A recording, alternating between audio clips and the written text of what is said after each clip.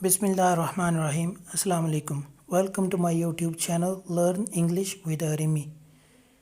अगर आप नए हैं तो मेरी वीडियो को लाइक करें, चैनल को सब्सक्राइब करके बेल आइकन को प्रेस कर दें ताकि हर वीडियो का नोटिफिकेशन आपको मिल जाए। तो जो आज की क्लास है वो है इंडेफिनिट के बारे में। इंडेफिनिट में हम ऑलरेडी पढ़ चुके हैं इंडेफिनिट है क्या। तो इंडेफिनिट के जो थे पास्ट, प्रेजेंट और फ्यूचर, हमने देखा था कि हम पास्ट के लिए कौन सी स्ट्रक्चर इस्तेमाल करते हैं, प्रेजेंट के लिए कौन सी इस्तेमाल करते हैं और फ्यूचर के लिए कौन सी इस्तेमाल करते हैं। तो आज सिर्फ देखना यह है कि इनमें डिफरेंस क्या है, डिफरेंस पास्ट में क्या है, फ्यूचर में क्या है और प्रेजेंट में क्या है। तो सबसे पहले जो स्ट्रक्चर लिखी हुई है वो है प्रेजेंट की। Subject first form S E है प्लस ई है एस, उसके बाद है आपका ऑब्जेक्ट। तो आपको याद होगा कि जो पिछली क्लासेस हैं हमने ये क्लास को 2 पार्ट में पढ़ा था, सब्जेक्ट फर्स्ट फॉर्म को, प्रेजेंट को। और उसमें ये था कि एस और एस कहाँ पे आता है।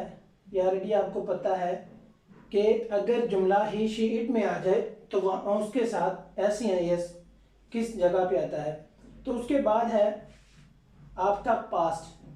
प्रेजेंट ये है कि आप मौजूदा वक़्त में जो कर रहे हैं, ठीक है, जो मौजूदा वक़्त में मौजूद है या कर रहे हैं वो क्या है, आपका प्रेजेंट है। इसी तरह हमारी दूसरी स्ट्रक्चर थी पास्ट के बारे में। तो पास्ट है क्या, पास्ट ये है कि जो वक़्त गुजर चुका है, जो आप गुजरे हुए वक़्त में कर चुके हैं, ठीक है, जो गुजरे हुए वक़्त में हो चुका है वो क्या है आपका पास्ट।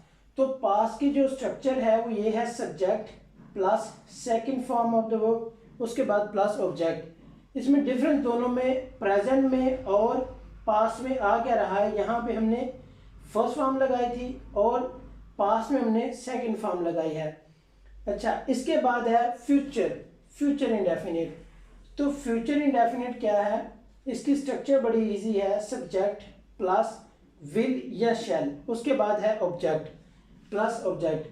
तो फ्यूचर क्या है कि आने वाले वक्त में आप जो कुछ भी करेंगे वो आपका क्या है, आपका फ्यूचर है। मतलब आने वाले वक्त में मैं कॉलेज जाऊंगा, इस तरह हो जाए मैं कॉलेज जाऊंगा, या मैं कल से कॉलेज जाऊंगा, या मैं सुबह से कॉलेज जाऊंगा, मैं क्रिकेट खेलूंगा। कि आने वाले वक्त में जो आपके सेंटेंसेस हैं वो आपकी, जो आप सोचते हैं कि मैं फ्यूचर में ये करूंगा, तो आपके फ्यूचर सेंटेंसेस के लिए ये स्ट्रक्चर इस्तेमाल होगी, सब्जेक्ट विल एंड शैल। याद रखें सब्जेक्ट, इसमें डिफरेंट ये होता है, डिफरेंस ये है कि इसमें हम फर्स्ट फॉर्म इस्तेमाल करते हैं प्रेजेंट में, पास्ट में हम सेकंड फॉर्म में इस्तेमाल करते हैं। आसान सा तो लिया है। जो थर्ड फॉर्म है फ्यूचर, फ्यूचर सेंटेंसेस के लिए वो ये है कि विल और शैल का इस्तेमाल होता है, ठीक है जी। तो याद रखें सब्जेक्ट फर्स्ट फॉर्म और एस ई एस ये प्रेजेंट के हैं, और इसके साथ अगर जुमला गुजरे हुए वक्त में आ जाए तो आपकी स्ट्रक्चर ये थी सब्जेक्ट, उसमें हम सेकंड फॉर्म इस्तेमाल करते हैं। तो ये क्या है, डिफरेंट यही है, डिफरेंस इन तीनों में ये है कि यहाँ पे हम फर्स्ट फॉर्म इस्तेमाल करते हैं, यहाँ पे सेकंड फॉर्म इस्तेमाल करते हैं और यहाँ पे विल शैल का इस्तेमाल करते हैं। तो आई होप सो कि आपको इसकी समझ आ गई होगी कि हम किस तरह इनको आइडेंटिफाई कर सकते हैं कि हमारा प्रेजेंट कौन सा है, पास्ट कौन सा है और फ्यूचर कौन सा है। तो मैंने यहाँ पे एक एग्जाम्पल के तौर पे पास्ट का, प्रेजेंट का और फ्यूचर का एक जुमला लिखता हूँ, तो उसको ट्रांसलेट करते हैं। तो मैंने एक प्रेजेंट का जो जुमला है वो लिखा है आई गो टू कॉलेज, मैं कॉलेज जाता हूँ। उसके बाद लिखेंगे मैं कॉलेज जाता था या मैं कॉलेज गया, मतलब गुजरे हुए वक्त में। तो उसके बाद फ्यूचर का आ जाएगा। तो सिंपली देखेंगे इनमें डिफरेंस क्या है, पास्ट प्रेजेंट और फ्यूचर के स्ट्रक्चर में डिफरेंस क्या है। ये है आई गो टू कॉलेज, ये हमारा बन गया प्रेजेंट का।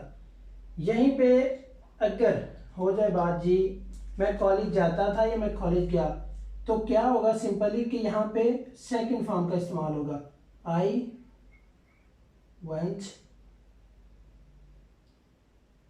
To college. मैं कॉलेज जाता था या मैं कॉलेज गया, ठीक है।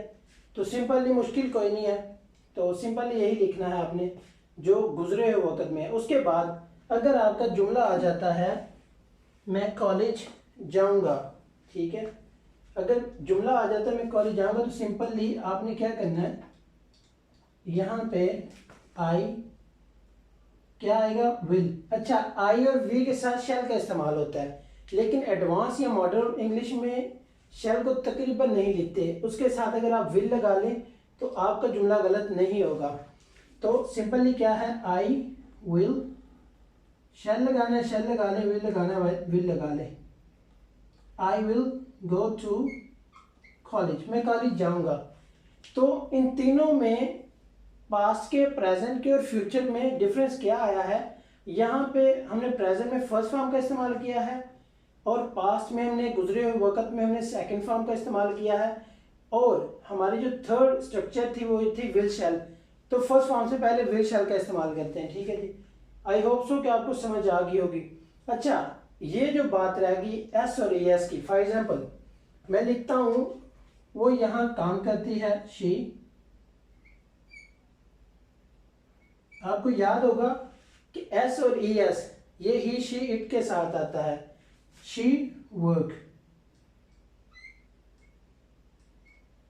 अब आपको याद होगा कि यहाँ पे क्या आना है, एस आना है, ई एस आना है। तो मैंने वो क्लास आपको पढ़ाई थी, वो बताया था शी वर्क्स हियर,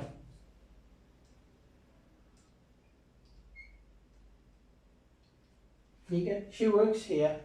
तो इसी तरह अगर ही शी इट में आ जाए आपका जुमला तो आपको याद होना चाहिए कि आपके जो वर्ब है उसमें किसके साथ एस आता है और एस किसके साथ आता है। अगर यही जुमला बन जाए हमारा पास में, गुजरे वक्त में वो यहाँ काम करती थी, तो she worked here, worked here, ED का इजाफा करके बन जाएगा हमारा पास्ट का। तो आई होप सो कि आपको पॉजिटिव सेंटेंसेस की समझ आ गई होगी। तो अब बात करते हैं इनके नेगेटिव सेंटेंसेस की। तो इंडेफिनिट जो है उसके नेगेटिव बनाने की जो स्ट्रक्चर है पास्ट की या प्रेजेंट या फ्यूचर की, वो ये है कि जो प्रेजेंट है वो ये हो जाता है सब्जेक्ट प्लस डू और डज, या डू लगेगा या डज। ये आपको पता होगा कि डू किसके साथ इस्तेमाल होता है और डज किसके साथ इस्तेमाल होता है। उसके बाद plus not plus first form. यहाँ पे आपको फिर बता देता हूँ कि डू कहाँ पे इस्तेमाल होता है, आई वी यू दे के साथ या प्लूरल नाउन के साथ। अगर जुमला आ जाए ही शी इट या सिंगुलर नाउन के साथ तो वहाँ पे हम डज का इस्तेमाल करते हैं। आगे है हमारा पास्ट। पास्ट की जो नेगेटिव स्ट्रक्चर है वो ये है subject plus did plus not plus first form. अब यहाँ पे पास्ट की जो हमने पॉजिटिव में पढ़ा था, यहाँ पे तो सेकंड फॉर्म थी, लेकिन यहाँ पे फर्स्ट फॉर्म कैसे आया कि हमने क्या किया, डू की जो सेकंड फॉर्म है वो स्टार्ट में लिख दी है डिड, डू की सेकंड फॉर्म है डिड, तो यहाँ पे फर्स्ट फॉर्म आएगा। उसके बाद हमारी जो स्ट्रक्चर है वो है फ्यूचर की, subject plus will shall plus not plus first form of the verb then आपका ऑब्जेक्ट। तो ये है हमारी तीन structure, past, present, past and future की नेगेटिव। और हम बात कर रहे हैं इंडेफिनिट की। इंडेफिनिट की जो नेगेटिव स्ट्रक्चर है पास्ट और प्रेजेंट की, वो तीनों ये हैं। तो आई होप सो कि आपको समझ आ गई कि स्ट्रक्चर है क्या। तो यहाँ पे कुछ जुमले लिखते हैं और उनको ट्रांसलेट करते हैं।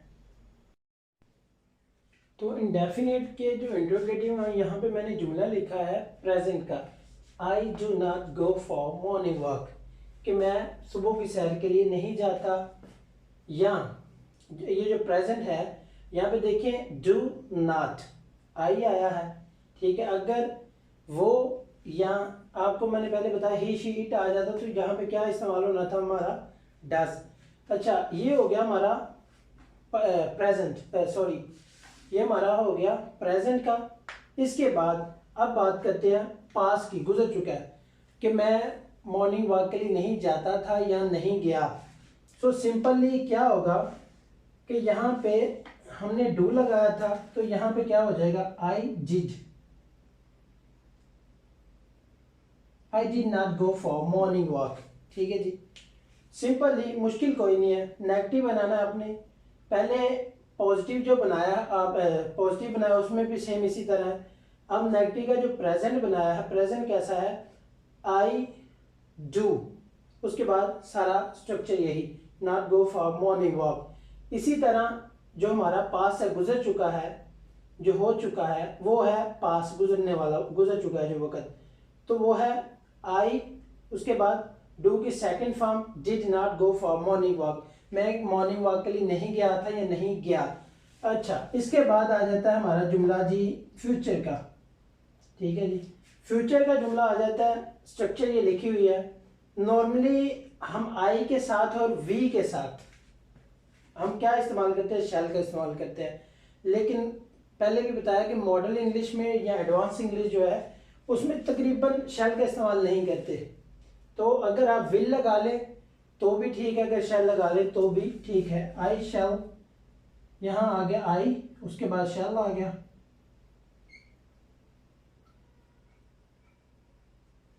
आई shall not go for morning walk, कि मैं सुबह की सैर के लिए नहीं जाऊंगा। ठीक है, इसी तरह कोई और जुमला आ जाता है। स्ट्रक्चर याद रखें, जब आपको स्ट्रक्चर आ जाएगी तो आप 1000 के हिसाब से जो है जुमले बना सकते हैं। तो ये था हमारा past, present and future sentences जो थे इंडेफिनिट के नेगेटिव में, वो लिखे। तो अब बात करते हैं इनके इंट्रोगेटिव सेंटेंसेस की, इंडेफिनिट के इंट्रोगेटिव सेंटेंसेस की।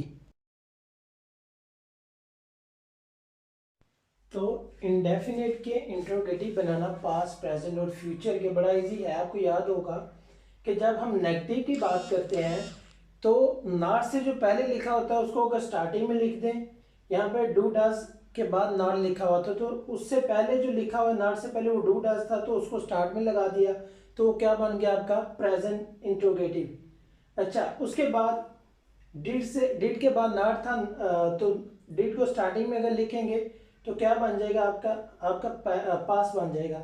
इसी तरह विल था तो उसको स्टार्ट में लिख दें। अच्छा, यहाँ पे जुमला लिखा है do you watch cricket match, क्या तुम क्रिकेट मैच देखते हो।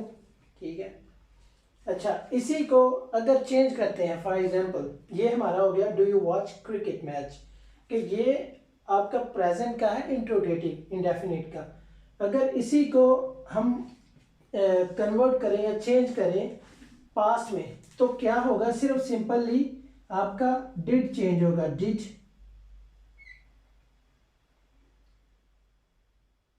ठीक है, did you watch cricket match, क्या तुम क्रिकेट मैच देखते थे। ठीक है, उसके बाद अगर इसी को हमने बनाना है इसका फ्यूचर का इंट्रोगेटिव फ्यूचर जो है वो क्या कैसे बनेगा। सबसे पहले आपने क्या लगाना, विल। ठीक है, स्टार्टिंग में अगर विल लग जाएगा, याद रखें आई और वी के साथ सिर्फ शैल आता है, अदरवाइज और किसी के साथ नहीं आता। विल या शैल आई के साथ आ जाएगा या वी के साथ। उसके बाद यहाँ पे आ जाता है क्या तुम क्रिकेट मैच देखोगे। ठीक है, तो will you watch cricket match, क्या तुम क्रिकेट मैच देखोगे। ये क्या बन गया हमारा फ्यूचर का बन गया इंट्रोगेटिव। ठीक है जी, तो आई होप सो कि आपको समझ आ गई होगी। तो आज हमने आइडेंटिफाई कर दिया है इंडेफिनिट को, कि इसकी जो पीछे क्लासेस थी, ठीक है, एक शॉर्टकट व्यू था, हमने वो पढ़ा है कि जो क्लासेस हम पढ़ चुके हैं वो किस तरह कौन सा स्ट्रक्चर इस्तेमाल करते थे हमारे पॉजिटिव के लिए, नेगेटिव के लिए और इंट्रोगेटिव के लिए। तो इंशाल्लाह आई होप सो कि आपको समझ आ गई होगी। तो इंशाल्लाह कल होगी क्लास। अल्लाह हाफिज़।